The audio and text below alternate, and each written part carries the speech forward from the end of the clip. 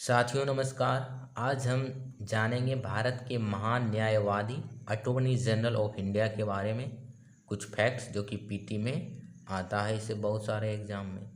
तो attorney general of India क्या है? पहले भारत के महान न्यायवादी, इसका वर्णन क्या है? संवैधानिक पद है, यह कॉन्स्टिट्यूशनल ऑफिस है। हाँ, यह एक संवैधानिक पद है। क्यों? क्योंकि इसका संविधान में वर्णन है। किस आर्टिकल में? भाग 5 के अनुच्छेद 76 में महान्यायवादी अटॉर्नी जनरल से रिलेटेड है। तो ये हो गया, ये संवैधानिक पद है, संविधान में इसका वर्णन है। महान्यायवादी एक संघ की कार्यपालिका एग्जीक्यूटिव, संघ की कार्यपालिका एग्जीक्यूटिव का पार्ट है। और संघ की कार्यपालिका का जो वर्णन है अनुच्छेद 52 से 78 तक में है। वहीं राज्य की कार्यपालिका स्टेट एग्जीक्यूटिव का वर्णन आर्टिकल 153 से लेकर 167 है। संघ की कार्यपालिका में राष्ट्रपति, प्रधानमंत्री, मंत्री परिषद के जो मंत्री वगैरह होते हैं वो सभी इसमें आ जाते हैं। और साथ ही साथ महान्यायवादी भी इसमें मेंशन है। इसमें कार्यपालिका का ही पार्ट है। और इसके आर्टिकल हैं article 76। Article 76 is related to attorney general of India. क्या होते हैं अटॉर्नी जनरल ऑफ इंडिया? इनके अधिकार, इनकी सीमाएं, इनकी नियुक्ति, कार्यकाल, ये सब जानेंगे। तो संघ की कार्यपालिका का भाग है महान्यायवादी। देश के सर्वोच्च कानून अधिकारी होते हैं ये, highest law officer of the country of the India. तो देश के सर्वोच्च कानून अधिकारी कौन होंगे? महान्यायवादी। मुख्य कानूनी सलाहकार कौन होते हैं? यही होते हैं महान्यायवादी। सरकार की तरफ से वकील का काम, एज ए एडवोकेट काम करते हैं, ये पेश होते हैं कोर्ट वगैरह में। कौन? महान्यायवादी। जैसे बहुत सारा केस में क्या होता है, भारत संघ बनाम ये है ना, जैसे कि गोलकनाथ मामले वर्सेस यूनियन ऑफ इंडिया है ना, तो ऐसा केस आता है। तो उसमें यूनियन ऑफ इंडिया में क्या प्राइम मिनिस्टर उसमें कोर्ट में पेश होते हैं? नहीं, सरकार की तरफ से पेश होने का काम कोर्ट वगैरह में, खासकर सुप्रीम कोर्ट में किसका है? महान्यायवादी का काम है। महान्यायवादी सरकार की तरफ से पेश होते हैं कोर्ट में। तो ये ध्यान रखना है कि सरकार की तरफ से वकील का भी काम और सरकार का पक्ष भी रखना, विशेषकर सुप्रीम कोर्ट में जब ये पेश होते हैं तो सब सरकार की तरफ से, यानी सरकार ही एज ए गवर्नमेंट ये पेश होते हैं, गवर्नमेंट की तरफ से। इंडिया, यूनियन ऑफ इंडिया का प्रतिनिधित्व करते हैं उस टाइम पे ये, और सरकार का पक्ष रखते हैं, उसमें पेश होते हैं। अच्छा, जो महान्यायवादी का ऑफिस है वो किस देश के संविधान से प्रेरित है? तो ब्रिटेन के संविधान से प्रेरित है, यूनाइटेड किंगडम से प्रेरित है। लेकिन अब अटॉर्नी जनरल ऑफ इंडिया जो भारत के हैं महान्यायवादी, इनका क्या काम है? मुख्य काम है सर्वोच्च कानून अधिकारी हैं, सरकार की तरफ से कोर्ट में पेश होते हैं, क्योंकि सरकार को तो बहुत सारा काम रहता है, वो तो कोर्ट में बार बार पेश नहीं हो सकती, इसलिए एज ए गवर्नमेंट ये पेश होते हैं उसमें कोर्ट में। मुख्य कानूनी सलाहकार का अर्थ है कि सरकार जो भी नीतियाँ वगैरह बनाती है, जिसमें उसमें क्या कानून होगा, क्या संविधान से संबंधित है, तो उसको देखना इनका काम है। कानूनी लीगल एडवाइज़र के रूप में काम करते हैं ये। जैसे कोई भी पॉलिसी बनाना है तो उसमें संविधान के अनुरूप है या नहीं, कौन से कानून के अनुरूप है या नहीं, तो ये सब देखना किनका काम है? यही सलाह देते हैं। क्या सलाह जो देगी अटॉर्नी जनरल ऑफ इंडिया राष्ट्रपति को, तो वो बाध्यकारी है? नहीं, वो राष्ट्रपति के स्वेच्छा पर निर्भर करेगा।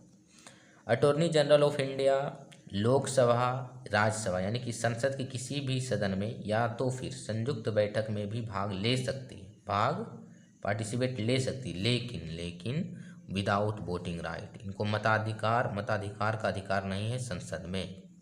भाग लेने का अधिकार, बोलने का अधिकार है, अपने विचार को रखने का अधिकार है, लेकिन राइट टू वोट नहीं है, ये ध्यान में रखनी है।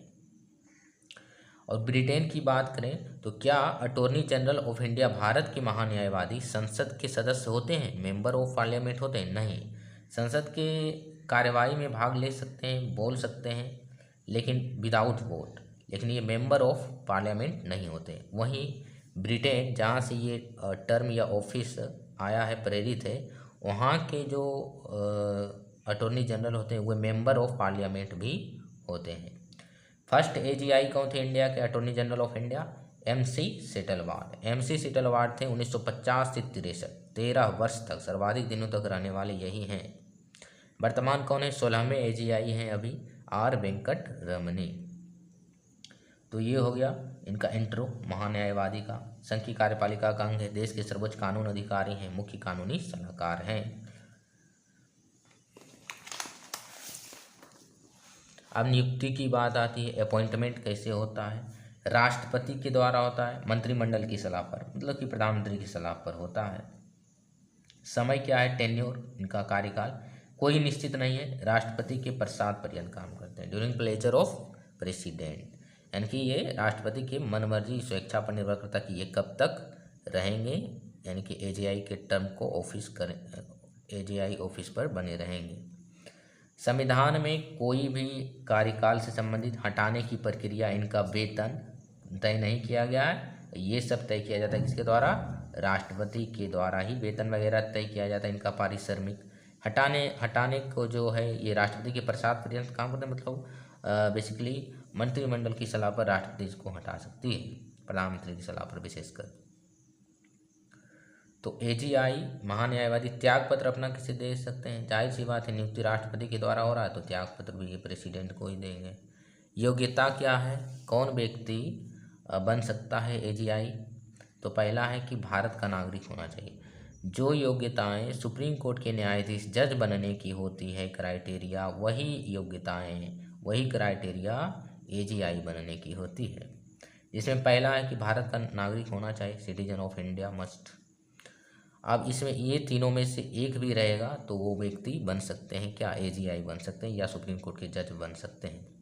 पहला है हाई कोर्ट में 5 साल का एक्सपीरियंस रहा हो न्यायाधीश के रूप में, केवल एक हाई कोर्ट में नहीं, एक या जैसे कोई व्यक्ति ए है, ठीक है, भारत का नागरिक भी है, ए ने पटना हाई कोर्ट में न्यायाधीश के रूप में 2 साल रहा, व्यक्ति ए ही इलाहाबाद हाई कोर्ट में 3 साल रहा, तो ये व्यक्ति सुप्रीम कोर्ट के जज भी बन सकता है और एजीआई भी बनने के योग्य है। ठीक है, किसी एक कोर्ट में ऐसा कोई मेंशन नहीं है, किसी भी कोर्ट में एक या एक से अधिक कोर्ट में 5 साल के लिए न्यायाधीश रहा हो।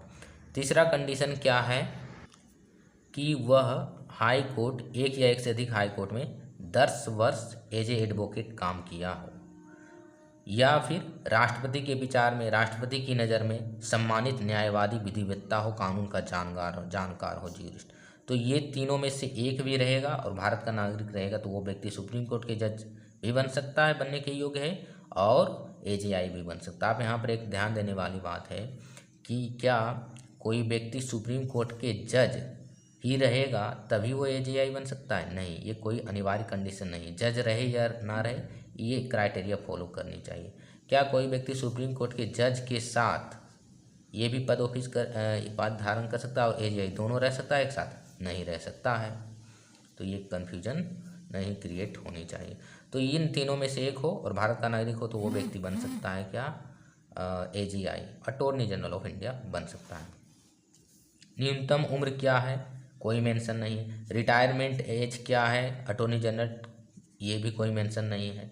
हालांकि जो रिटायरमेंट एज सुप्रीम कोर्ट के जजेज का वो मेंशन है 65। तो ये न्यूनतम उम्र मेंशन नहीं है इसमें, किसमें, अटॉर्नी जनरल ऑफ इंडिया में। ये राष्ट्रपति के द्वारा सब तय किया जाता है, संविधान में कुछ ऐसा वर्णन नहीं। संविधान में केवल है कि ये होगा पद, राष्ट्रपति द्वारा इसकी नियुक्ति होगी। इतने वर्षों के लिए कोई निश्चित नहीं है।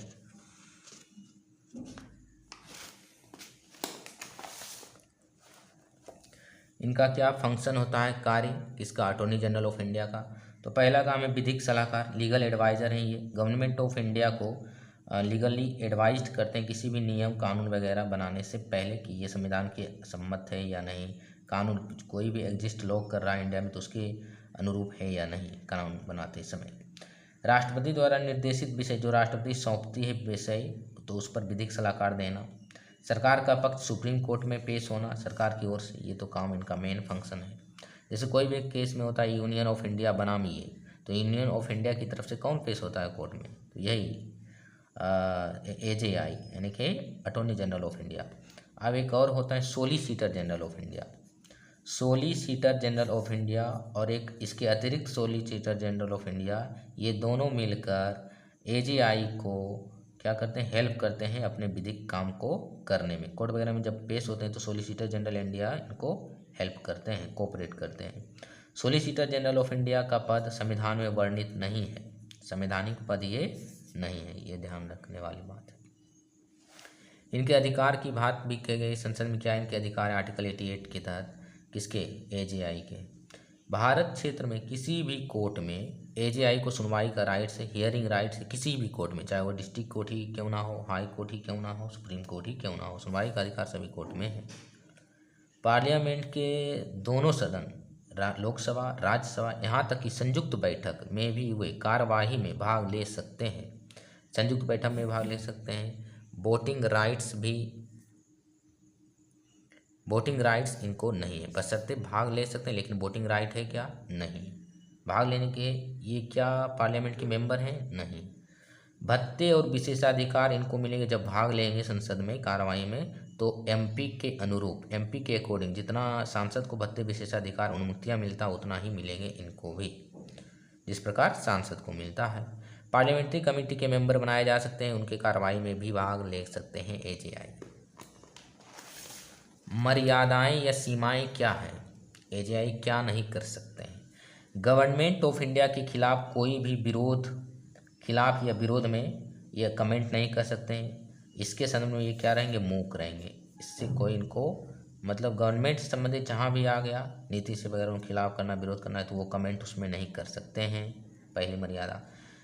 ये एजेआई यानी attorney general of India, Bharat के महान्यायवादी, प्राइवेटली लीगल प्रैक्टिस कर सकते हैं किसी भी कोर्ट में इंडिया में। प्राइवेटली मतलब निजी तौर पर भी ये लीगल प्रैक्टिस कर सकते हैं, लेकिन कब, जब यदि कोई मामला आपराधिक केस से संबंधित हो, क्रिमिनल केस से संबंधित, क्योंकि क्रिमिनल केस जो है ऑफेंड माना जाता है राज्य के खिलाफ, स्टेट के खिलाफ, तो आपराधिक केस से संबंधित है, तो इससे यदि इनको प्रैक्टिस करना है, लीगल प्रैक्टिस निजी तौर पर, तो इनको अनुमति लेना पड़ेगा भारत सरकार से, राष्ट्रपति से। कंपनी के निर्देशक पद पर यदि बनना है किसी, तो भी अनुमति लेना पड़ेगा गवर्नमेंट ऑफ इंडिया से। नोट करने वाली बात है कि भारत के महान्यायवादी प्राइवेटली निजी तौर पर विधिक अभ्यास कर सकते हैं। क्या कर सकते हैं, कर सकते हैं, क्योंकि ये सरकार का पूर्णकालिक वकील नहीं है। 1 वर्ष, 2 वर्ष, 3 वर्ष, 5 वर्ष के लिए बनाए जाते हैं इसे, और ये एजेआई रहते हुए भी लीगल प्रैक्टिस कर सकते हैं। बस ये सब मर्यादाएं के अनुरूप होनी चाहिए। ये सरकारी कर्मी की श्रेणी में नहीं आते, इनकी सैलरी निश्चित नहीं है, कार्यकाल निश्चित नहीं है, इसीलिए। तो इतना टर्म जो है पीटी फैक्ट है इससे संबंधित, किसे, अटॉर्नी जनरल ऑफ इंडिया से संबंधित।